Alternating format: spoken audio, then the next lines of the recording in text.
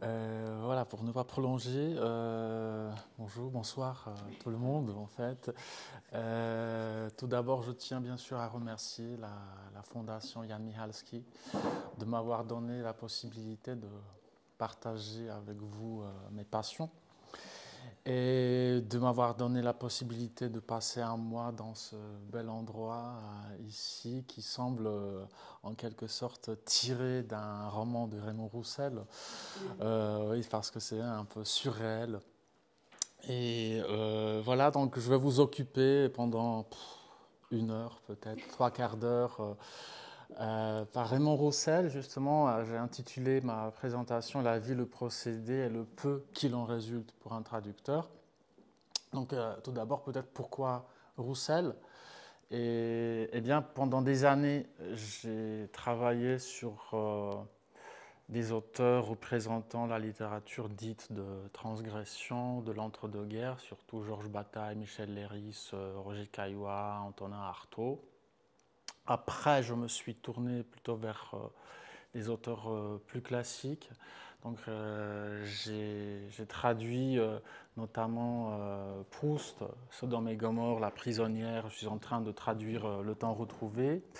Euh, dans quelques semaines aussi va paraître mon édition critique en polonais des Fleurs du Mal.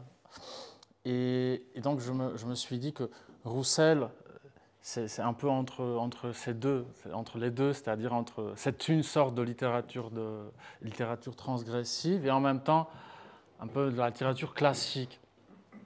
Voilà, donc c'est pourquoi Roussel qui m'a toujours fasciné, mais je n'ai pas osé m'occuper de lui, de son œuvre. Et aujourd'hui, ce que je vais dire, je vais le placer sous le signe de Moby Dick, de Melville, et de cette phrase, de cette belle phrase. Le capitaine Peleg en donna une raison pour le moins insuffisante, quoique en vérité toute expression des profondeurs d'Achab participa davantage d'une obscurité incompréhensible que d'une claire explication. Voilà, donc je vais parler des impressions d'Afrique que je suis en train de traduire ici à Montrichet. Les impressions d'Afrique ou impressions d'Afrique, on peut se demander s'il s'agit du roman le plus étrange du monde. Peut-être non, mais ce n'est pas à exclure. Ce n'est pas à exclure. Et en même temps, l'étrangeté de ce roman est étrange. D'une part, nous savons à quel point celle-ci est soigneusement planifiée, mesurée au millimètre près et poussée à l'extrême. D'autre part, elle donne l'impression d'une étrangeté ou d'un fantastique en quelque sorte naturel, spontané ou inconscient. Donc exactement tel qu'ils ont été admirés par Roger Caillois dans son étude au cœur du fantastique, où il a fondamentalement rejeté le fantastique calculé et donc complètement banal d'un Bosch ou d'un Dali, et qu'il a fait l'éloge d'un fantastique moins évident, vraiment mystérieux, qu'il a trouvé sur les toiles, par exemple, d'un Bellini ou d'un Géricault, et surtout dans la nature. Je ne me souviens pas si Caillois mentionne Roussel dans un de ses ouvrages.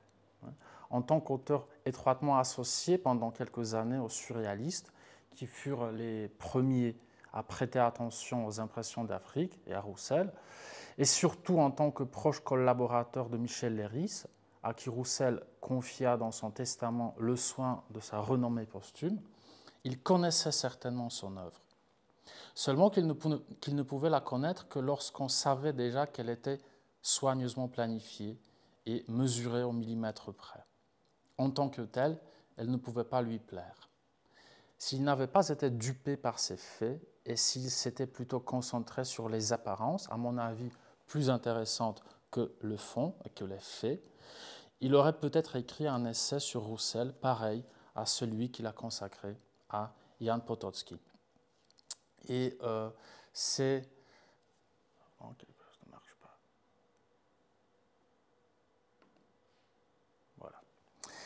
Donc bonsoir François Rosset, et parce que c'est à propos justement du conte polonais que François a dit que pour de nombreux lecteurs, l'humanité se divise en deux groupes. Ceux qui connaissent le manuscrit trouvé à Saragosse et les autres.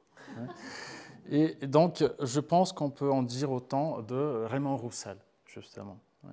Dans le même temps, il est difficile de ne pas être d'accord avec Alain Robbe-Grillet quand il dit, je cite, « Nous voici donc en présence de l'envers parfait de ce qu'il est convenu d'appeler un bon écrivain. Raymond Roussel n'a rien à dire et il le dit mal. » Néanmoins, la liste des passionnés de son œuvre est longue et impressionnante.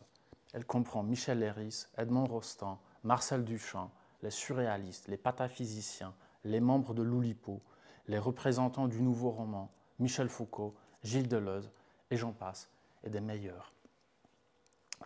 Il existe une photo, justement, une photo a été conservée sur laquelle on voit Julio Cortázar qui tente d'ouvrir la tombe de Roussel au cimetière du Père-Lachaise. Donc Julio Cortázar fait partie de ce groupe. Et dans la bibliographie consacrée à Roussel, on trouvera des approches surréalistes, formalistes, réalistes, mathématiques, métaphysiques, psychanalytiques et génétiques, et d'autres aussi. En même temps, il est difficile de résister à l'impression qu'il y a plus de chercheurs et de passionnés de son œuvre que de lecteurs ordinaires. Serait-il accablé par un terme qu'un autre conte, Robert de Montesquieu, a utilisé dans le titre de son essai sur Roussel, c'est-à-dire un auteur difficile? Je pense que les mots cités à propos de Potocki correspondent vraiment à Roussel, peut-être même dans une plus grande mesure que dans le cas de l'auteur du manuscrit, roman qui peut être goûté sans qu'on sache quoi que ce soit à son sujet. En revanche, est-il possible de lire les impressions d'Afrique aujourd'hui sans savoir comment ce roman a été écrit? En même temps, il est tentant de faire exactement ainsi et de ne pas en parler un seul instant dans une conférence consacrée à ce roman, ni de la vie excentrique et malheureuse de son auteur.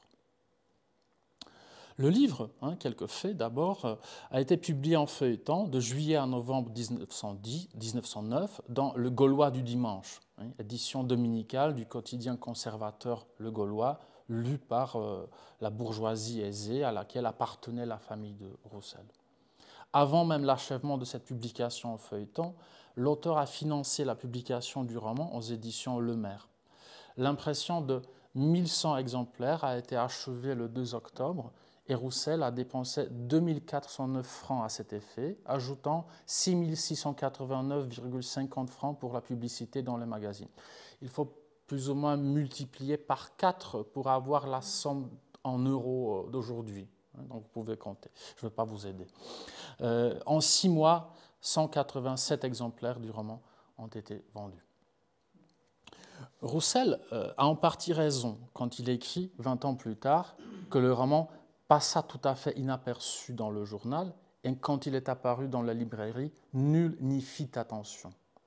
Cependant, lorsqu'il prépare en 1912 au Théâtre Antoine une pièce basée sur le roman, il publie dans le programme des opinions assez favorables de quelques critiques. Je vais vous donner quelques citations. L'un d'eux écrit « C'est un livre extraordinaire, ahurissant, cocasse, chimérique. Donc ce n'est pas un livre indifférent. Mais sur Raymond Roussel, avec une prodigalité de détails vraiment surprenantes, a imaginé des appareils merveilleux, des circonstances jamais encore associées, des événements irréalisés jusqu'ici. » Un autre affirme « Dans ses impressions d'Afrique, Raymond Roussel se révèle non seulement un maître de la prose française, mais encore un philosophe des hommes et des choses, doué du style de Rabelais que depuis 400 ans on croyait inégalable. » Encore un autre. Je ne crains pas de dire que depuis Salammbô de Flaubert, notre littérature ne s'est jamais enrichie de pages descriptives aussi puissantes, de fresques aussi colorées. Cependant, il y a d'autres opinions, étonnamment qui ne sont pas évoquées par Roussel.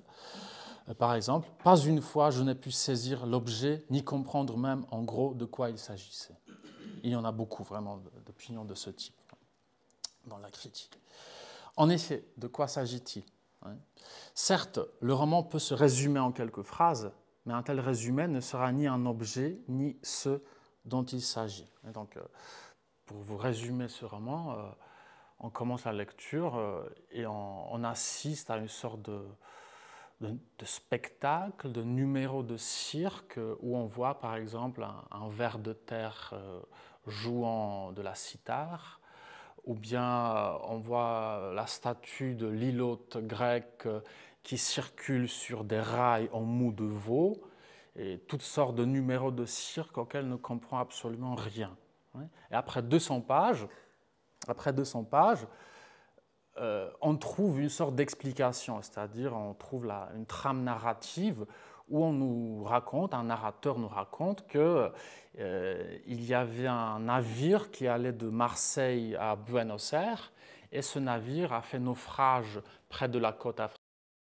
Et les passagers, les naufragés, se sont retrouvés sur le sol africain au moment où un empereur qui s'appelle Talou prépare une cérémonie de restauration de son règne sur un territoire. Et donc il attend une rançon, il va livrer les naufragés à leur famille, mais il attend une rançon, et en attendant, pour ne pas s'ennuyer, ces personnages, ces naufragés, justement, participent à cette cérémonie en préparant ces numéros complètement bizarres, farfelus. Voilà. Et c'est tout. Donc on lit en quelque sorte à l'inverse ce roman, n'est-ce pas? C'est-à-dire, d'abord on ne comprend rien, et puis on comprend un peu, mais pas beaucoup, n'est-ce pas? Donc Roussel, en plus, évite les anecdotes, le suspense, les histoires qu'il raconte, qui sont très nombreuses, même quand elles sont intéressantes, s'avèrent complètement hors de propos. Donc, beaucoup d'histoires, beaucoup de héros, presque tous les personnages le deviennent, mais seulement un instant, très vite remplacés par d'autres, comme s'ils devaient remplir une fonction purement ludique. Michel Leiris a déjà attiré l'attention sur le caractère artificiel de l'intrigue chez Roussel. Le premier livre de Roussel, La Doublure, est principalement une description des masques et des charrettes du carnaval de Nice. La vue, la source, le concert, les livres suivants, sont 3 images. Une photographie inscrite dans un porte-stylo, une étiquette sur une bouteille d'eau minérale et une vignette en papier lettre avec un imprimé. Les impressions d'Afrique sont des célébrations théâtrales. Locus solus, une promenade dans un parc. Et les nouvelles impressions d'Afrique, qui n'ont rien à voir avec les impressions d'Afrique, bien sûr, c'est 4 attractions touristiques de l'Égypte. Oui, les impressions d'Afrique ainsi que Locus solus pourraient, comme le chef-d'œuvre de l'un des grands amateurs de Roussel, La vie mode d'emploi de Georges Perec, porter un sous-titre, un indice de genre de roman au pluriel, parce qu'il y a beaucoup d'histoires dont on pourrait faire vraiment des romans suivants. Mais il ne cesserait pas d'être quelque chose comme un anti-roman d'aventure. Les impressions ont bien sûr un narrateur, en plus qui raconte à la première personne, mais c'est, comme le note à juste titre le biographe de Roussel, François Karadec, l'un des personnages les plus mystérieux. Il apparaît au tout début pour disparaître en un instant et ne revenir qu'à la fin de la première partie. Même si, selon un avis que Roussel fit coller en haut de la première page, voilà, ça c'est absolument incroyable, parce qu'il a fait coller justement un avis qui dit « Les lecteurs qui ne sont pas initiés à l'art de Raymond Roussel auront l'avantage à lire ce livre d'abord de la page 212 à la page 455, ensuite de la page 1 à la page 211. » Donc même si nous commençons à lire le roman à partir du chapitre 10, donc la page 212, nous apprendrons peu ou rien sur celui qui était pourtant l'un des survivants du bateau Lincé, c'est le nom du bateau, et qui, contrairement à l'auteur, à la fin du roman, se réfère à son début en disant, justement, Lancé comment la cérémonie du sacre puis la représentation de gala, complétée après une nuit paisible par l'expérience de Louise Montalesco, furent suivies de l'énervante consigne que Carmichael purgeait en ma compagnie sous la surveillance d'une sentinelle indigène, bien que seulement celui qui a lu la première partie le sache. Donc on ne sait vraiment comment lire ce roman, ou bien à partir de la deuxième partie ou dès le début. Certes, il y a encore l'Afrique, mais de quelle Afrique s'agit-il? Je crois que l'Afrique n'est plus ici qu'au titre de prétexte et sert de voie de passage à l'imaginaire. Une fois le texte enclenché, rendu vraisemblable, l'Afrique, chez Roussel, s'évanouit et le récit finit par en dire la disparition. Roussel, il voyageait beaucoup, mais surtout en Asie. Et de l'Afrique, il ne connaissait que la partie nord, l'Égypte. Celle que nous voyons dans les impressions provient plutôt de magazines illustrés, comme ceux que lisent, parcourent ou coupent en morceaux les personnages du roman, ou d'éditions illustrées des œuvres de Pierre Loti, l'un des écrivains préférés de Roussel. C'est un lieu fascinant, mais parfaitement vide, cousu de stéréotypes et de superstitions, dont l'accumulation et l'hyperbolisation conduisent à une déréalisation complète. Bien sûr, un filtre colonial ou post-colonial pourrait être appliqué aux impressions, mais je ne sais pas si cela serait particulièrement fructueux. Le poète polonais Andrzej Sosnowski, qui a aussi traduit Roussel, et dans une interview, il juxtapose Roussel et Ronald Fairbank. Et quand on lui demande si dans sa lecture de Fairbank, l'esthétique rencontre le politique, parce qu'on tire vers le politique, n'est-ce pas, aujourd'hui, il répond « pas vraiment ». Il est difficile de penser sérieusement à quelque chose qui n'intéressait pas du tout l'auteur qu'on lit. Je pense exactement la même chose à propos de Roussel, en notant tout d'abord le caractère spectaculaire de son Afrique. Spectaculaire ou, comme le veut Annie Lebrun, carnavalesque, qui serait une sorte de carnaval de blanc à l'usage des Noirs. Cela coïncide avec le diagnostic de Michel Leiris, qui, à l'âge de 11 ans, a vu les impressions d'Afrique au théâtre avec ses parents. Dans son souvenir, l'œuvre de Roussel présente, je cite Leiris, d'une part, une Afrique telle, à peu de choses près, que nous pouvions la concevoir dans notre imagination d'enfants blancs, d'autre part, une Europe de phénomènes et d'inventions abracadabrantes, telle que peut-être elle se trouve dans l'esprit de ceux que nous nommons avec dédain des primitifs. Le même Leiris dit que Roussel était passionné de théâtre pour enfants et que sa culture était essentiellement populaire et enfantine. Donc, mélodrame, roman feuilleton, opérette, vaudeville, contes de fées, histoire par image, etc. Dans le catalogue de l'exposition présentée au tournant de 2011 et 2012 au musée de la Reine Sophie à Madrid, consacré entièrement à Roussel, on peut trouver des traces de cette éducation. Donc des cartes de collection avec des images de personnages célèbres qui circulaient à l'époque, au début du XXe siècle, des pancartes de théâtre de boulevard ou des photographies de Roussel lui-même montrant son monde. Donc, grande bourgeoisie, costumes élaborés, voyages exotiques et mise en scène de ces pièces excentriques. Anne-Marie Amiot, dans son étude, a clairement montré combien le monde des œuvres de Roussel devait à la littérature et à la culture populaire.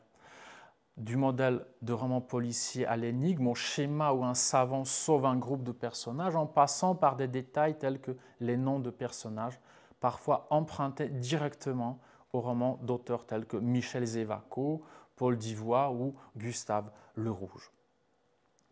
Mais le monde de Roussel est parsemé non seulement des attributs de la grande bourgeoisie, à laquelle sa famille appartenait grâce à la fortune acquise par son père, qui était un courtier en valeurs mobilières bien connu, mais aussi grâce au mariage prestigieux de la sœur de Raymond, d'abord avec le marquis de Breteuil, et après sa mort avec Charles Ney, duc d'Elchingen et duc de Moscou. La biographie de Roussel est aussi un chemin de souffrance, d'incompréhension et de solitude, commencé par une dépression nerveuse après l'échec de son premier livre, le roman en vers La doublure, qu'il a publié à l'âge de 20 ans. Raymond, pianiste de talent, a acheté cette défaite au prix de la neurasthénie dont, malgré les efforts de l'éminent psychiatre Pierre Janet, il ne se remettra jamais et qui se terminera par un suicide en 1933 à Palerme. En cours de route, il y aura de nombreux séjours dans des sanatoriums et surtout des addictions, dont la dépendance aux stimulants et aux hypnotiques, dont les énormes doses devaient l'aider à recréer le sentiment d'extase qu'il éprouvait en écrivant La Doublure. Vivant dans des villas luxueuses à Neuilly et à Biarritz, on voit l'état actuel de la villa des Roussel à Biarritz à droite, dans une roulotte automobile tout aussi confortable, cette roulotte qui a fait une grande carrière. Quand il est allé à Rome, Benito Mussolini est venu la visiter. Donc enfin, il a vécu dans un vil hôtel de la rue Pigalle, havre des toxicomanes et des homosexuels locaux. Roussel cultivait partout sa manie névrotique dont Léris cite des exemples. Avant la guerre de 1914-1918, il avait pour règle de mettre ses faux cols une seule fois, car il avait horreur des choses lavées, ses chemises seulement quelques fois, un complet, un par-dessus, un chapeau ou des bretelles 15 fois, une cravate 3 fois. De plus, il évitait les tunnels, il se fixait des jeûnes de plusieurs semaines, mais aimait la guimauve, la panade et le racaou. Quand il a commencé à jouer aux échecs, après 3 mois, il a proposé une nouvelle formule d'évêque et de cavalier qui a mérité un article du grand maître Xavier Tartacover. Selon Charlotte Dufresne, qui jouait le rôle de sa maîtresse, il a pu réciter de mémoire le texte de son roman Locus Solus, donc plus ou moins 300 pages. Donc on voit vraiment des traces de quelqu'un qu'on pourrait appeler soit le génie, soit quelqu'un qui est dans le spectre de l'autisme, peut-être aujourd'hui on le diagnostiquerait de cette façon. Et donc quand il a navigué vers la Chine ou Tahiti, il a à peine quitté sa cabine ou sa chambre d'hôtel, occupé à écrire, activité à laquelle il consacrait jusqu'à 14 heures par jour.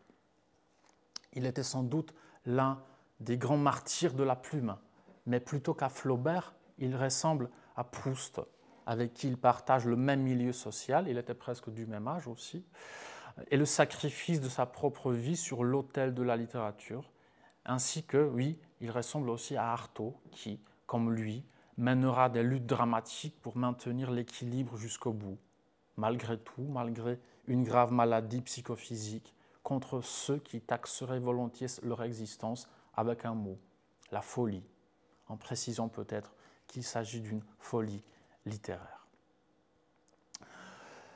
Le livre le plus célèbre de Roussel est-il la preuve de sa folie au sens foucaultien du terme ?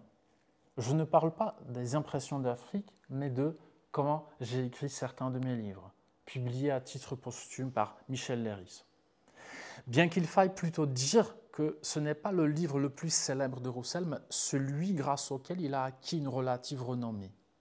Il se compose de textes très divers, textes de jeunesse, essais et même articles d'échecs de Tartacover et fragments de l'œuvre du psychiatre Pierre Janet consacrée à Roussel. Les plus importantes, cependant, sont les premières pages intitulées « Comment j'ai écrit certains de mes livres » qui présentent la méthode d'écriture de Roussel, ce qu'il a appelé son procédé. Regardons ce procédé avec les yeux de Léris qui illustre les extraits de la présentation de Roussel avec des explications concises qui aident à comprendre cela. Donc voilà quelques fragments de sa méthode que Roussel a présentée dans ce texte qu'il n'a jamais voulu publier de son vivant. Il l'a laissé pour la postérité. Donc, c'est pas bien visible? Ah si, quand même. Donc, par exemple, au départ, 2 phrases identiques à un mot près, avec un jeu de double sens sur d'autres substantifs de l'une et de l'autre phrase.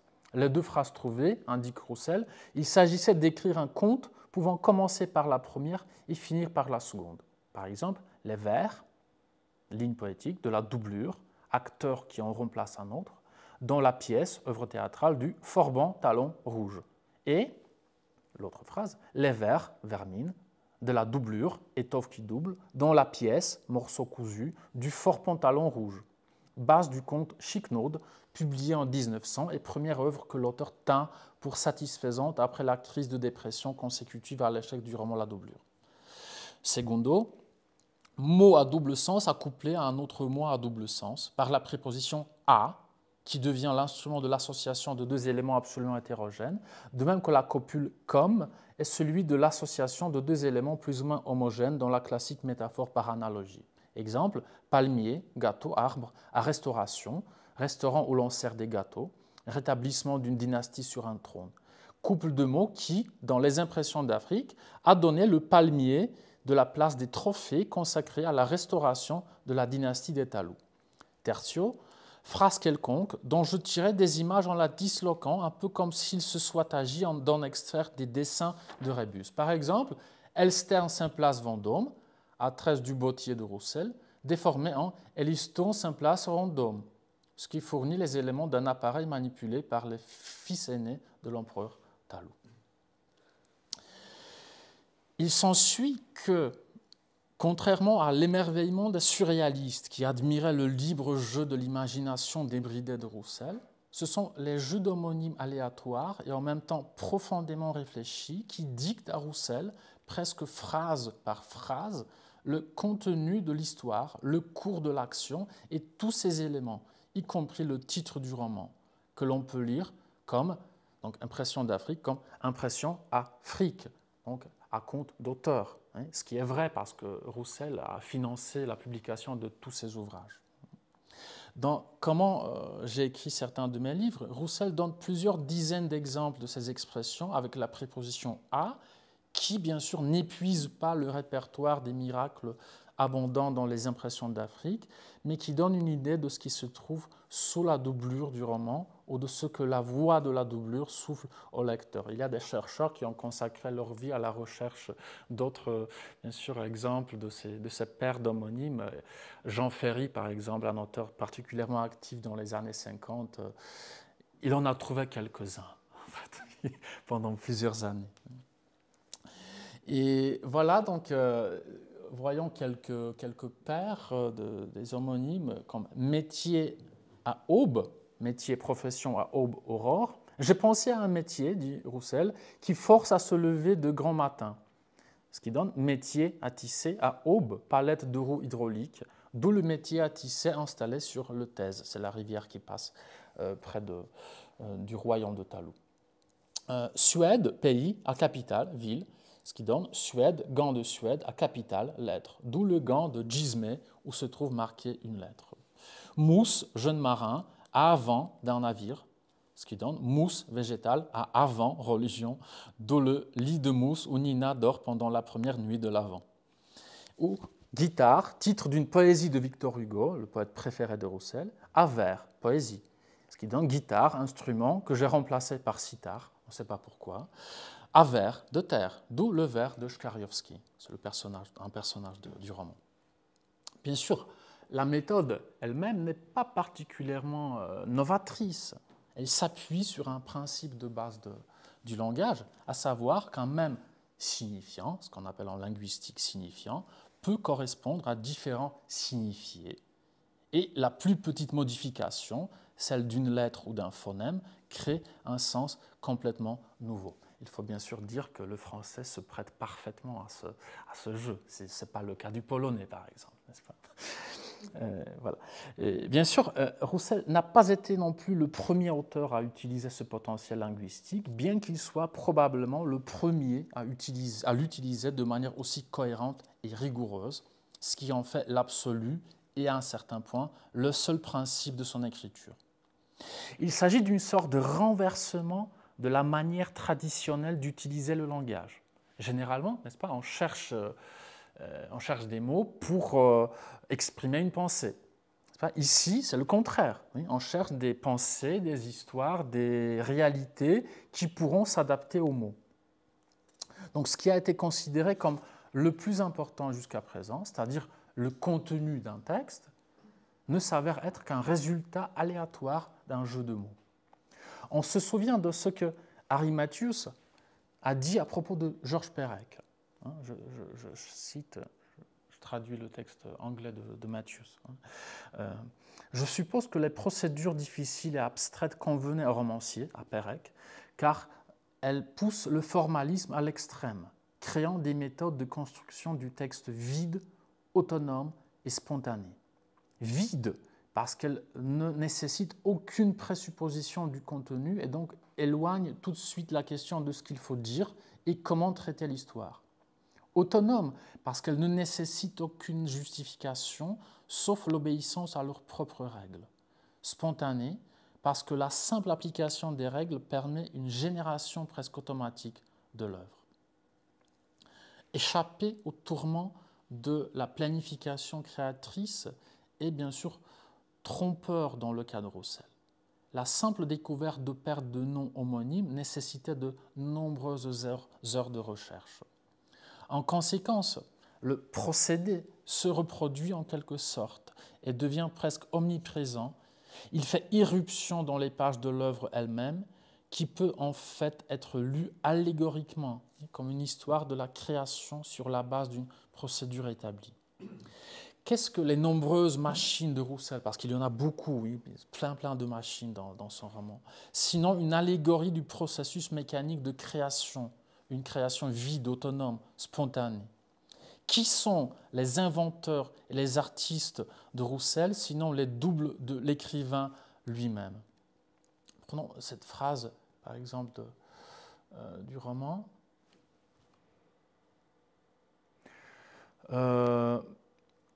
C'est un épisode qui parle, justement, c'est un fragment qui parle d'un épisode de la vie de Handel, parce que Roussel, il invente des histoires, mais il invente également des histoires qui apparemment font partie des biographies des personnages célèbres, ou bien il raconte des histoires apparemment tirées de la Bible, mais qui sont complètement inventées. Donc il y a des épisodes de la Bible qui ne sont pas dans la Bible. Il y a des épisodes de la vie de Handel, par exemple, que Roussel a inventé. Et à ces derniers mots, Handel se récria, prétendant que même sur un motif construit mécaniquement d'après un procédé fourni par le hasard seul, il se faisait fort d'écrire un oratorio entier digne d'être cité sur sa liste d'œuvres. Donc, c'est Handel qui est ici une sorte de double de Roussel lui-même. Le double est d'ailleurs un motif très fréquent dans l'œuvre de Roussel. Il fait partie d'un de ses thèmes principaux, thème au sens que donne à ce mot, par exemple, Georges Poulet et Jean-Pierre Richard, qui le définissent comme un ensemble de formes qui organise l'ensemble de l'œuvre ou de l'imagination d'un écrivain. Ce thème, chez Roussel, à mon avis, c'est justement la répétition, qui se manifeste comme le motif de sosie, il y en a beaucoup dans ces textes, mais aussi celui de jumeaux, d'objets doubles, de scènes deux fois racontées, parce que en fait, chaque scène dans Les Impressions d'Afrique est racontée deux fois. D'abord, on la voit et on ne comprend rien, et après, elle est expliquée, disons. Voilà. Ce sont aussi deux mots qu'on a vus pris dans deux sens différents, ou enfin les rimes, parce que la plus grande partie de l'œuvre de Roussel, ce sont les romans en vers. Il a rimé de manière aussi très bizarre, parce qu'on lit ça et ce sont des rimes, toujours des rimes plates, ou presque toujours des rimes plates, toujours en alexandrin, et c'est très monotone, et on ne sent même pas vraiment la fin des vers, comme s'il écrivait en prose, mais on voit que ce sont quand même des rimes. C'est très bizarre. Je vous recommande à jeter un coup d'œil là-dessus. Et donc, voilà, ça a la répétition omniprésente. Et même dans sa vie, dans sa biographie, on trouve, par exemple, cela si profonde, c'est Léris qui le dit, si profonde était son horreur du changement que, suivant Madame Charlotte Dufresne, il lui arrivait, ayant fait une fois quelque chose, de refaire cette même chose parce que le précédent ainsi créé avait force d'obligation. Ainsi, nous sommes dans un monde de la répétition, c'est-à-dire, pour reprendre les mots de Deleuze, dans celui de la différence. Cela se voit dans le cas du procédé, vous l'avez vu. un mot répété doit avant tout générer une différence. Et l'écart entre ce qui est écrit et ce qui est lu est tout simplement infini. Donc l'écriture de Roussel ressemble, à mon avis, à un langage de programmation qui transforme les manies, les phobies, les passions et les obsessions de l'auteur en signes, oui, comme dans l'ordinateur, oui, qui à leur tour, donc ces signes, au cours d'opérations complexes, et en même temps très simples, parce que leur principe est très simple, se transforment en mots et en images déjà disponibles pour le destinataire. Donc, de nombreux critiques attirent l'attention sur la similitude de certains concepts de Roussel et de ceux de Ferdinand de Saussure, qui bien sûr ne se connaissaient pas, mais ont créé à la même époque, l'un en pratique, en Roussel, l'autre en théorie, Saussure, une vision du langage en tant que système autonome. Et tous deux se sont passionnément consacrés à la création ou à la recherche d'anagrammes. Il y a un beau livre de Starobinski sur les anagrammes saussuriens. Paradoxalement, c'est là aussi le sens métaphysique des écrits de Roussel, qui a découvert une vitalité spontanée inscrite dans l'aspect matériel du langage. En créant ces machines, celles que les personnages du roman opèrent et celles qu'il opère lui-même, en effectuant des manipulations linguistiques, Roussel devient un symbole de la modernité et du désordre qui s'est produit dans la relation entre le sujet et l'objet. La technique de Roussel, résistant à l'interprétation, autocannibale pour ainsi dire et auto-perpétuée, agit comme des algorithmes d'aujourd'hui, parce que malgré nos efforts pour l'arrêter, la saisir et l'emballer, la technique ne fait que glisser entre nos mains. Pour Roussel, ce n'est ni un miracle, ni un motif de critique. Tout simplement, pour lui, ça existe, cette possibilité algorithmique.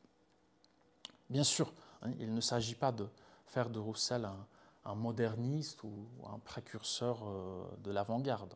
Si je parle de modernité, ce n'est que dans le sens d'une large formation culturelle dans laquelle un écrivain qui ne connaît pas, par exemple, la poésie de Rimbaud, il n'a jamais lu, Lautréamont, Apollinaire, jamais, mais il adore Victor Hugo, il adore Pierre Loti, il adore Jules Verne. Donc il peut prendre une place prépondérante quand même au sein de cette modernité.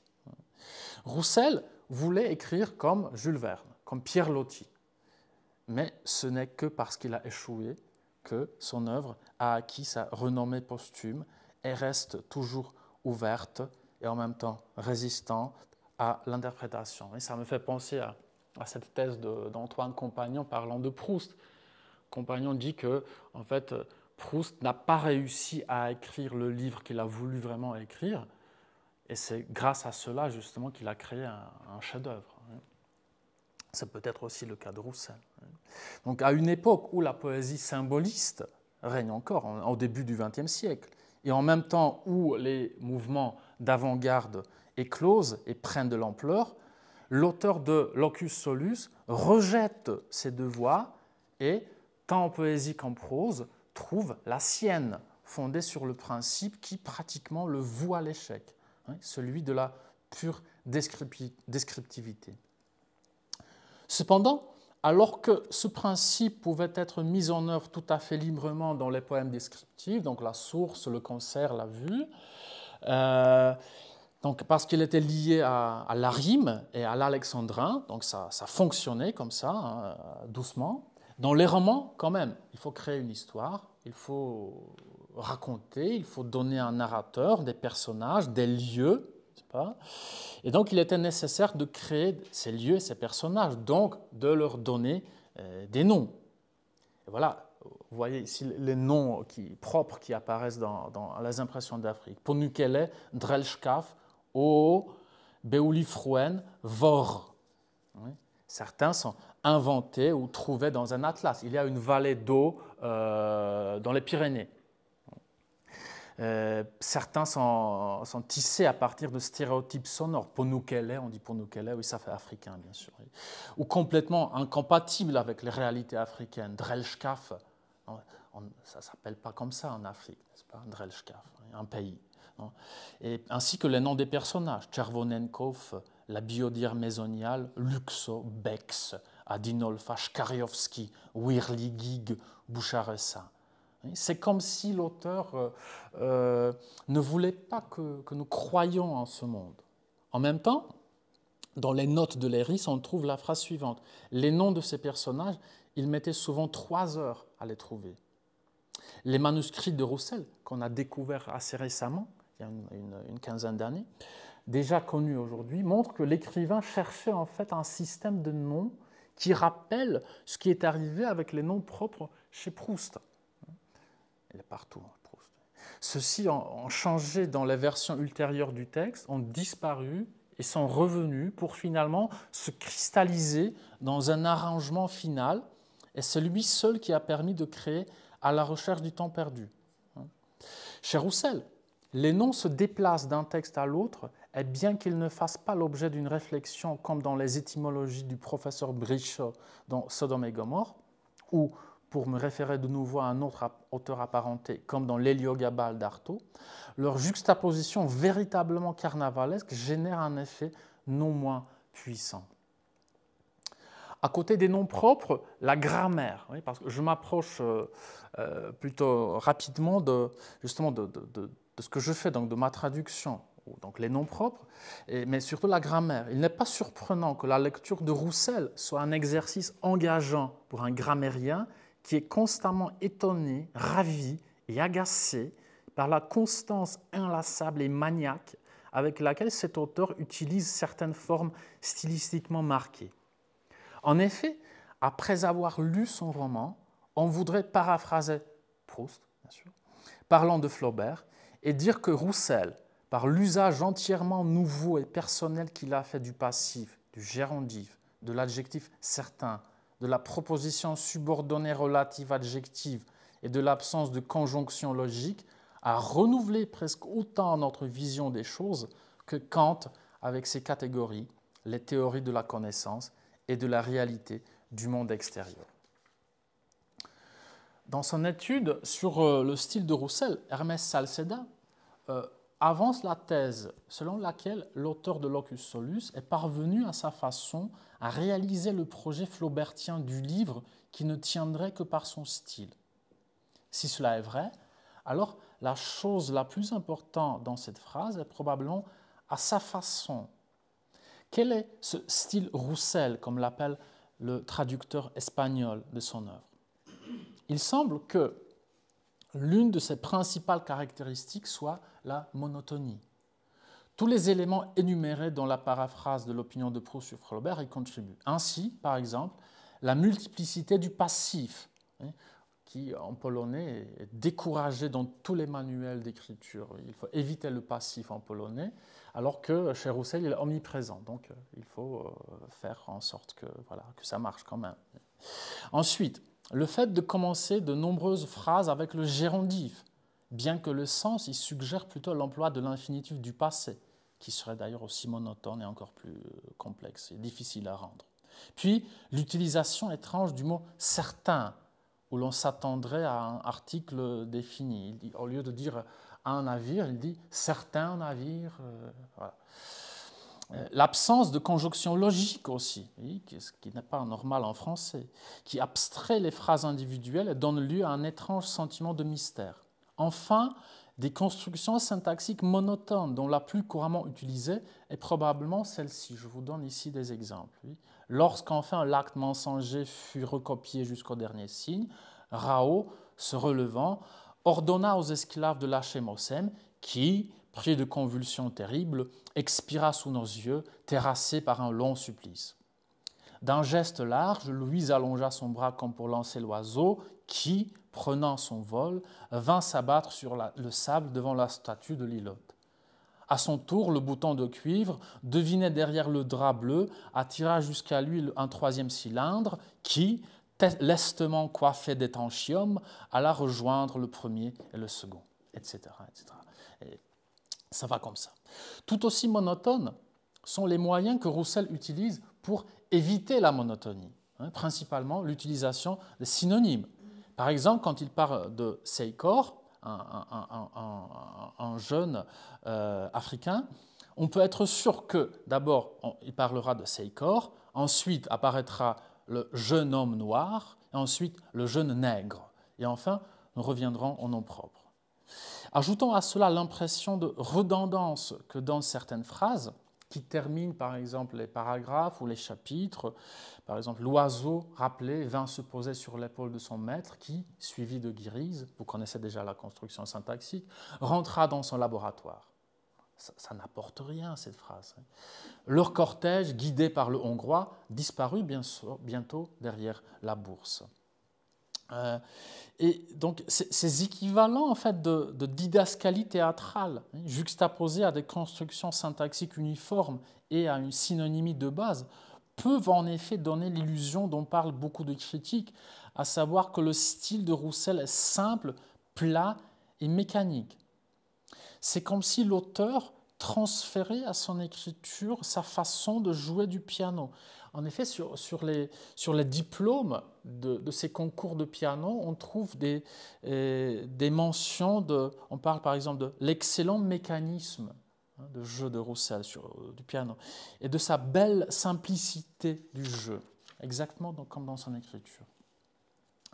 Dans le même temps, le style de Roussel présente certaines similitudes avec le style de la littérature de fin de siècle, allant du goût pour les mots rares jusqu'au néologisme en passant par la prédominance du substantif sur le verbe. Cela nous permet de le voir comme une sorte d'académisme exagéré ou de symbolisme excessif. Cette exagération est également mise en évidence par la préférence unique de Roussel pour l'hyperbole et pour ce qu'on appelle en français, si je ne me trompe pas, épithète de nature. C'est pourquoi presque tout dans ce monde est éblouissant, terrible, magnifique ou précieux. Les offres sont toujours fabuleuses, les ressources inépuisables, la recherche stérile et l'admiration universelle. Ainsi, les questions posées par le traducteur américain de Roussel, Marc Polizotti, je les considère comme les miennes. Je cite Polizotti. Comment saisir le style caractéristique de l'auteur, en l'occurrence un mélange particulier de fluidité, de planéité, d'invention et de banalité? Comment préserver ces formules du tournant du siècle et son approche du langage pour qu'elles puissent s'adresser au lecteur contemporain? En travaillant sur ma traduction, je suis également accompagné d'autres mots de l'édition américaine, parce que Polizotti fait une postface. Il cite John Ashbery. John Ashbery a remarqué une fois que si le jeu de mots génératif de Roussel est profondément caché sous la surface, sa présence donne au texte une qualité indéterminée et hypnotique qu'aucune traduction ne peut transmettre. C'est le mot de Ashbery. Donc, bref, il est impossible de traduire Roussel. Je m'en souviens d'autant mieux que Andrzej Sosnowski, que j'ai déjà cité, le grand poète polonais et traducteur aussi de Roussel et de Fairbank et la littérature américaine, a utilisé presque les mêmes mots quand on a parlé dans une conversation privée qu'on a eue, mais il m'a quand même encouragé à cette traduction, à faire cette traduction. Donc, je l'ai entreprise, d'une part, convaincu de sa stérilité inévitable, et d'autre part, d'une certaine façon, encouragé par le fait que si rien ne semble se passer à la surface du texte, il existe déjà au moins 3 traductions de ce roman en anglais, bien qu'aucune d'entre elles n'essaie de percer sa doublure. En suivant cette piste, je ne cherche pas non plus dans mon travail un spectacle de traduction. Je n'essaie pas d'écrire de nouvelles impressions d'Afrique en reproduisant la méthode de Roussel, et non pas le monde créé par celle-ci. Je crois que le bénéfice pour le lecteur serait nul ou faible jusqu'à ce qu'il le lise dans la postface, un peu comme un lecteur de Roussel qui ne l'apprécierait que pour comment j'ai écrit certains de mes livres. J'ai réfléchi à cela parce que je pensais par exemple à la traduction polonaise de La disparition de Perec, qui a été faite par 2 traducteurs excellents, qui ont bien sûr traduit le roman de Perec. Je vous rappelle, La disparition, c'est le roman où dont la lettre E a disparu, n'est-ce pas? Donc il n'y a pas de lettre E.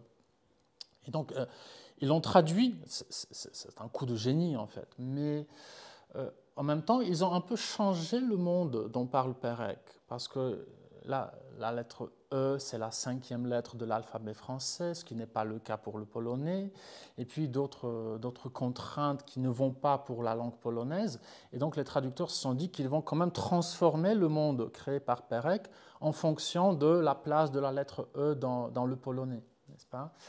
Donc oui, c'est absolument spectaculaire ce qu'ils ont fait, mais en même temps, ça ne correspond pas trop à ma philosophie de la traduction.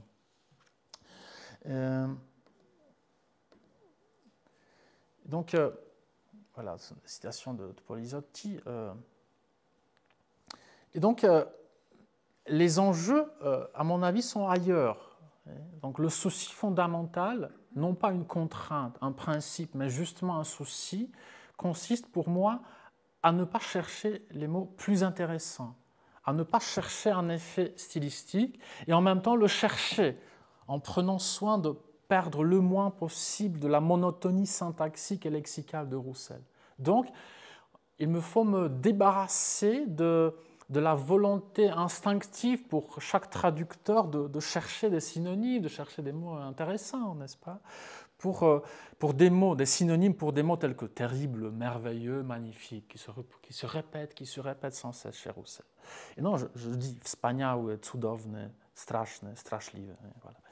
Et en même temps, j'essaie de m'abstenir de prendre soin de la variation, oui, en espérant que j'arrive aussi à persuader l'éditeur du livre que ça doit être comme ça, vraiment, oui, ça doit être mal écrit, oui, en quelque sorte. Et donc la littérature du tournant des 19e et 20e siècles pourrait ici servir peut-être d'inspiration, mais seulement dans une certaine mesure. Roussel, quand même, n'est pas un Lorrain ou un Gourmont. Et sa version polonaise ne peut pas être une copie de la langue d'un Cheroszewski ou d'un Weissenhoff, auteur de l'époque. Je ne sais pas si les histoires racontées dans le Canard, comme Chwila dla Ciebie, ne me sont pas plus utiles. Je crois que cette simplicité écrasante et l'imprécision rhétorique des formules de ce type de journaux correspondent en quelque sorte aux phrases conventionnelles de Roussel et constituent en même temps un arrière-plan intéressant pour l'aspect opposé de sa prose, qui est l'élégance sophistiquée quand même, ainsi que le rythme. Le traducteur catalan des impressions, Ramon Lladó Soler, a essayé de créer des dizaines de paires homonymes et de les transférer dans sa traduction. Parfaitement conscient que cela est possible grâce à l'affinité des langues romanes, et en même temps qu'il est impossible, comme il le dit, de reconstituer intégralement l'envers du tapis, il note que le traducteur doit de toute façon adopter une certaine attitude envers le procédé, même s'il devrait l'ignorer. En lisant ces réflexions, je me demande, dans ma traduction, si justement dans la traduction, la méthode de Roussel ne fonctionne pas en quelque sorte spontanément, créant des séries potentielles de significations, des paires lexicales, des mots derrière lesquels d'autres significations sont cachées. Prenons par exemple les possibilités suivantes en superposant deux phases différentes du procédé roussélien en polonais. Donc je me suis permis une certaine fantaisie traductologique pour vous, ou linguistique. Voilà. Par exemple, le mot, c'est un pastiche de Roussel. Sacra, sacre, peint à l'huile, disons que je pensais à la toile de François Gérard, que vous voyez à droite, et huile pour sacra, sacrement, d'où la scène dans le roman de l'onction de l'empereur Talou. Coloratura, une expression, je voulais dire un jeu de hasard dans lequel des boules colorées sont tirées à tour de rôle, et coloratura, décoration de la mélodie, d'où le spectacle vocal de Carmichael. Donc j'ai essayé de penser ce qu'un lecteur polonais de ma traduction peut penser, quelles associations peuvent apparaître. deux phrases. Piorunofton, Piorunochron. Dans le premier cas, Pio a fait un naufrage et imaginé la catastrophe du navire sur lequel le père Pio a été embarqué. Et Piorunochron, paratonnerre, d'où l'idée de tuer Gismé par une foudre. Inflatia na czerwono, inflantka czerwonienko, donc inflation en rouge élevée, menaçant de provoquer une crise. Et inflantka czerwonienko, livonien czerwonenko, origine et nom de famille dictée par le procédé. Adamaszek, un poète polonais, Adamaszek Dama, d'où le tissu de rideau sur la scène des incomparables. Cytryna virtuosa, citra virtuosa. Citron dans un vortex, ici une dose. Je pensais aux fruits pressés dans la bonne quantité pour une boisson isotonique. Et dans l'autre cas, sitar du virtuose, d'où l'épisode avec le hongrois Szkariowski. Et tubka do włosów, tubka do głosu. Après shampoing appliqué à partir d'un récipient, tubka do głosu, c'est tube vocal. Ça s'appelle à l'époque la pratique. D'où l'instrument utilisé par un personnage du roman. Ça, j'ai cherché ce mot pendant des semaines, c'est-à-dire parce que la pratique, hein, chez Roussel, c'est la pratique, et il s'agit en fait d'un petit morceau de métal qu'on mettait dans la gorge pour imiter la voix de Polichinelle, hein, dans le théâtre de marionnettes. En français, c'est la pratique, et en polonais, j'ai retrouvé dans des journaux du 19e siècle le mot tubka. Voilà. Et donc, en ce sens, oui, je suis proche de la pensée de l'excellent chercheur néerlandais et traducteur de Roussel aussi, Chef Huppermans, selon lequel les traductions peuvent être une sorte d'accomplissement de la volonté que l'auteur français a timidement exprimée dans la dernière phrase de « Comment j'ai écrit certains de mes livres ». J'adore cette phrase. Oui. Et je me réfugie, faute de mieux, dans l'espoir que j'aurai peut-être un peu d'épanouissement posthume à l'endroit de mes livres. Je pense également à la réflexion de Walter Benjamin sur la traduction. Benjamin qui disait que en fait, la potentialité du texte s'accomplit justement non pas dans la version première, dans la version originale, mais seulement dans la traduction, dans les traductions. Ça fait partie, bien sûr, de sa vision un peu messianique du langage. Bien sûr, la question posée une fois par le biographe de Roussel, François Karadec, demeure actuelle. Qu'est-ce qui serait arrivé si Roussel n'avait pas écrit « Comment j'ai écrit certains de mes livres » ou si ce livre posthume n'avait pas été publié? Et encore un doute exprimé par Karadec. En révélant ses secrets, lui qui avait tant le goût du secret, n'a-t-il pas rendu un très mauvais service à son œuvre? D'une part, bien sûr, on admire l'effort mis dans la création de ces quelques œuvres difficiles à lire. Dans le cadre d'une confratrie d'écriture et de lecture, on empathise avec Roussel, comme le fait Michel Butor en disant « Si on y passait des nuits entières, ça ne vaudrait pas d'y passer 5 minutes. » D'autre part, on est prêt à dire ce ne sont que des mécanismes linguistiques pas très novateurs. Où sont l'homme et son génie dans tout cela? La réponse à cette objection se trouve peut-être dans la célèbre déclaration de Jean Ferry, dont j'ai parlé. Il n'y avait qu'un homme dans l'histoire de l'humanité pour transformer le mou à rail en rail au mou de veau. Qui plus est, malgré d'innombrables commentaires, malgré la connaissance du procédé, malgré les manuscrits découverts, il y reste toujours, chez Roussel, un bloc obscur, une face cachée, un fond illisible, comme dans le cas de Flaubert, de Proust, de Pérec et de quelques autres de cette bande. Je pense que nous pourrions dire de chacun d'entre eux ce que dit Giovanni Macchia de Roussel. L'activité de Roussel tirait profit d'une exceptionnelle association, celle de l'Homo faber et celle de l'Homo ludens. De même que les saints du Moyen-Âge furent parfois nommés les jongleurs de Dieu, lui aussi était un jongleur. Mais son Dieu, dont il s'attendait récompense et rachat, s'appelait le langage. Et je me dis que si c'est le langage qui a créé tout cela, si c'est le langage qui nous a donné Roussel, alors nous devrions lui rendre grâce jusqu'à la fin de nos jours. Merci pour votre patience.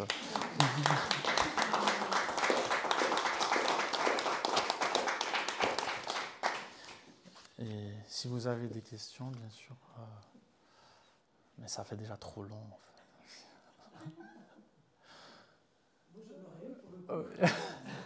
Parce qu'il est vrai, donc, tu as mentionné l'importance en fait de Roussel, mais il a été aussi un auteur très important pour les artistes. On a eu l'occasion d'en parler, Oui. notamment pour Marcus Retz, on l'a vu en fait ici, pour Michel Barcelo. Mais quelle a été la fortune concrètement en fait de cet auteur? C'est-à-dire qu'il est édité en fait à compte d'auteur, c'est quand même une œuvre qui a quand même pas mal circulé. Presque tous les textes en fait ou une partie ont été ensuite joués au théâtre. Il les a adaptés pour le théâtre. Donc c'est une autre façon encore de le voir. Tu as mentionné Léris qui a édité à titre posthume ce texte sur les procédés. Mais à quel moment en fait cette œuvre a commencé à être à nouveau rééditée en fait? Qu'est-ce qui s'est passé? Alors oui, il y a plusieurs moments en fait, dans la réception de Roussel. Donc tout ce qui concerne en fait, tout ce qui s'est passé pendant sa vie, là vraiment il a tout financé. Hein. Donc il a financé l'application de ses romans, il a financé la mise en scène de ses pièces tirées de ses romans. Et certes, quelques surréalistes ont assisté aux représentations de ces pièces. Ils étaient éblouis. Marcel Duchamp s'en est beaucoup inspiré. Par exemple, pour son chef-d'œuvre La mariée mise à nu par sa célibataire même.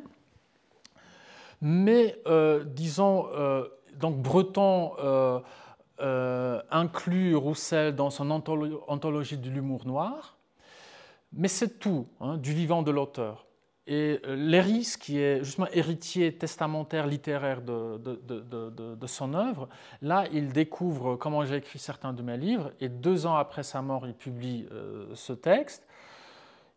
Mais il ne se passe pas grand-chose jusqu'au moment où, justement, dans les années 50, les pataphysiciens s'occupent de Roussel, notamment Jean Ferry, mais quand même, ça reste minuscule, cette réception. Ensuite, donc, Michel Foucault publie un gros bouquin sur Roussel. Dans les années 60, donc, Jean-Jacques Pauvert publie la totalité de son œuvre connue à l'époque, en fait, parce qu'après on a découvert d'autres textes. Et donc c'est le moment vraiment, ce moment de ce tournant linguistique dans les études littéraires, n'est-ce pas? La nouvelle critique, les années 50, 60, 70, le structuralisme. Ah, il est créé pour le structuralisme, Roussel, n'est-ce pas? Donc c'est ça le moment vraiment où on le découvre. Sauf que ça reste quand même plutôt, comme je l'ai dit, il y a beaucoup de chercheurs, mais il n'est pas très lu quand même. Là, il paraît en poche, mais assez tardivement, Les Impressions d'Afrique, Locus Solus. Et puis, il paraît il y a 3 ou 4 ans dans la collection Bouquins. Et voilà. Mais bien sûr, il y a comment dire, il y a ce courant souterrain surtout, n'est-ce pas? Et là, ce que tu as dit, n'est-ce pas? Il est très présent parmi les artistes d'avant-garde, toujours. Là, j'ai été vraiment surpris. Je n'ai pas pu assister à cette exposition, je n'ai pas pu la voir à Madrid, mais j'ai le catalogue. Et donc là, vraiment, on découvre que j'étais stupéfié en voyant combien d'artistes s'inspirent de son œuvre. Oui, donc, oui, donc ça reste assez restreint. Je ne crois pas qu'on voit dans les années suivantes, par exemple, Roussel en bibliothèque de la Pléiade, mais un jour peut-être, on ne sait jamais. Hein, si Georges Bataille y est, si le marquis de Sade y est, bon, pourquoi pas, n'est-ce pas? Mais voilà, mais donc ça reste.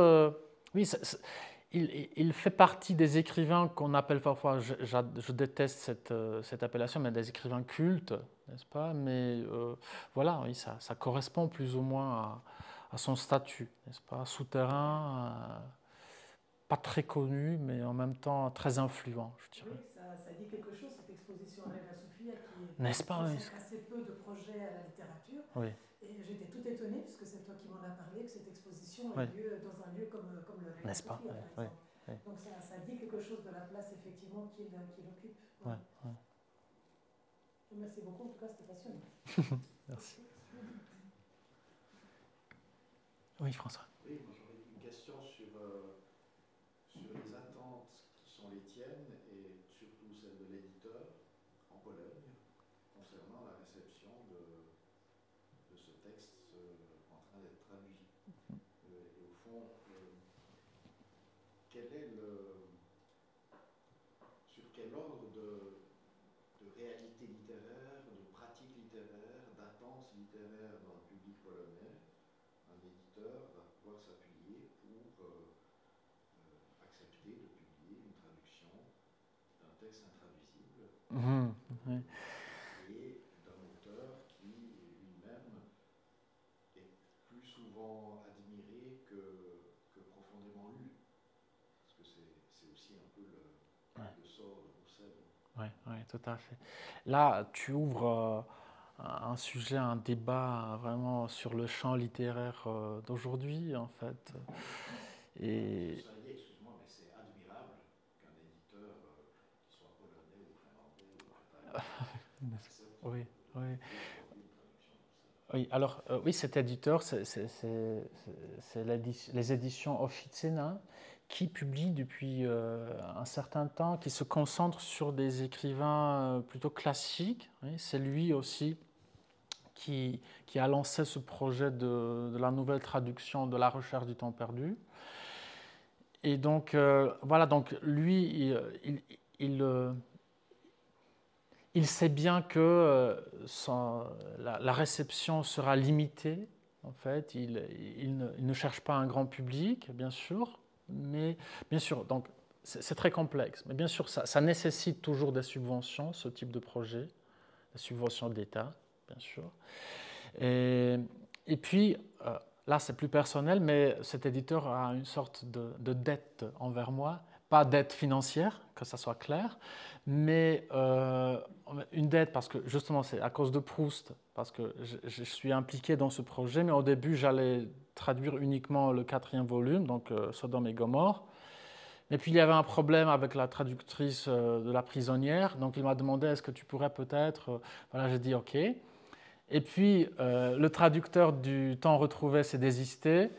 Et voilà, c'est de nouveau mon tour, donc j'ai dit ok Łukasz, mais tu publies Roussel. Donc c'est un peu forcé.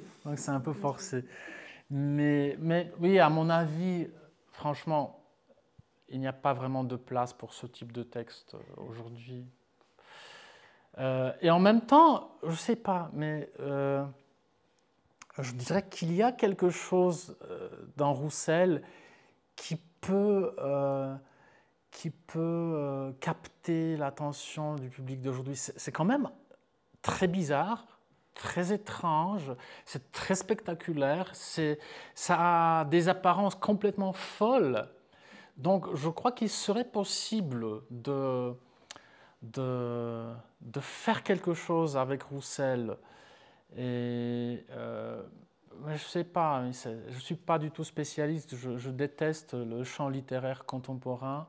En général, je suis partisan d'un chercheur suisse, peut-être ton collègue Vincent Kaufmann, n'est-ce pas, là, j'adore son livre Dernière nouvelle du spectacle, qui détruise complètement le champ littéraire contemporain. Et je suis malheureusement convaincu qu'il n'y a pas de grand avenir.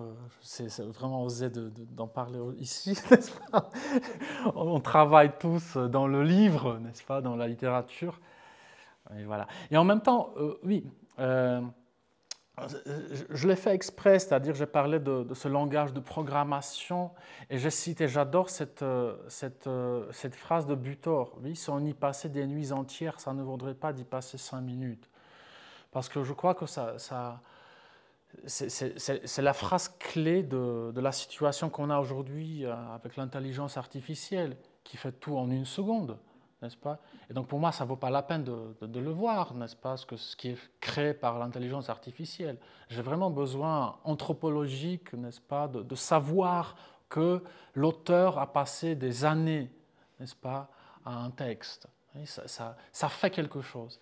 Et comme aujourd'hui, il est absolument impossible de le savoir, oui, parce qu'on ne sait pas si ça a été créé par cette main ou par cela, n'est-ce pas?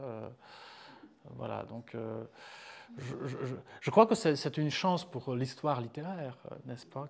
On ne va s'occuper que du passé, enfin, n'est-ce pas? Que de bons textes du passé. Désolé. Non, j'exagère bien sûr, je plaisante en même temps, mais voilà.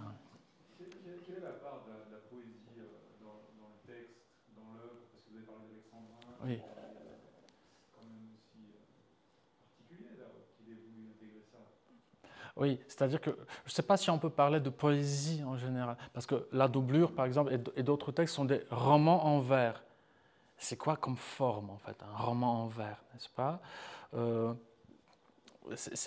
Il y a soit des romans en vers, soit des poèmes descriptifs, n'est-ce pas, de plusieurs milliers de vers, plusieurs milliers d'alexandrins, n'est-ce pas, mais qui se lisent vraiment comme ça, c'est-à-dire comme si c'était des romans.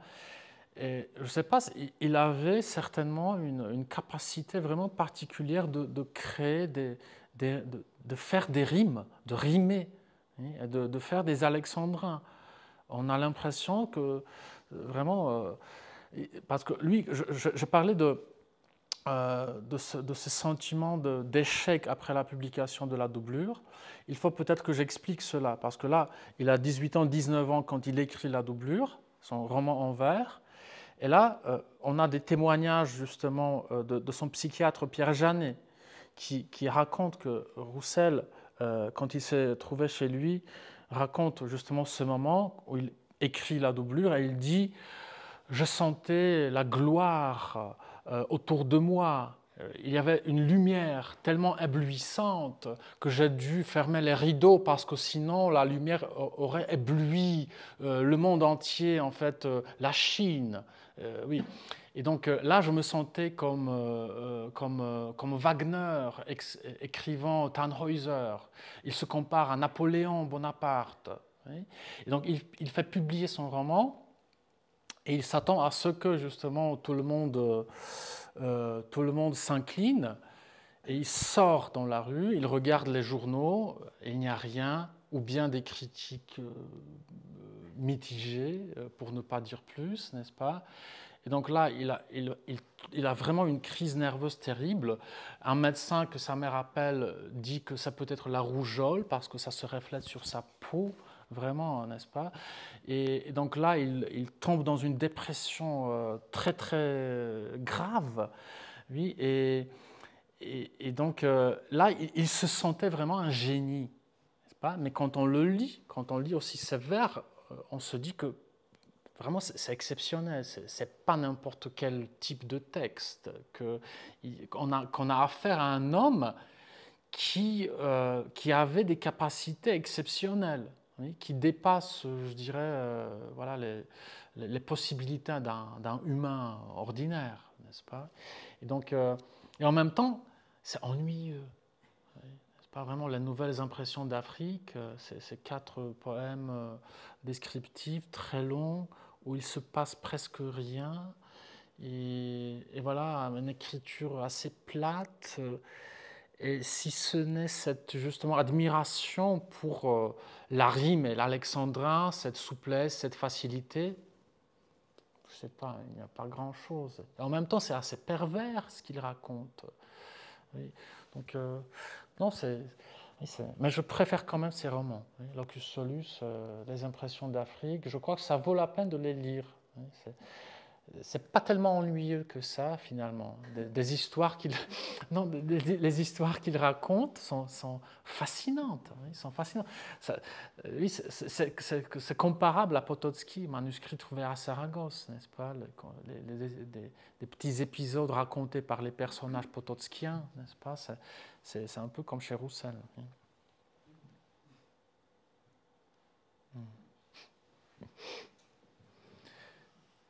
Sinon, il y a un apéro qui nous attend au café. Et qu'est-ce que j'allais dire encore? Ah, les livres de Roussel, bien sûr, les livres. Oui, on peut acheter des livres de Roussel. J'espère que je vous ai vraiment incité à les acheter et les lire. C'était mon objectif. C'était mon objectif quand même.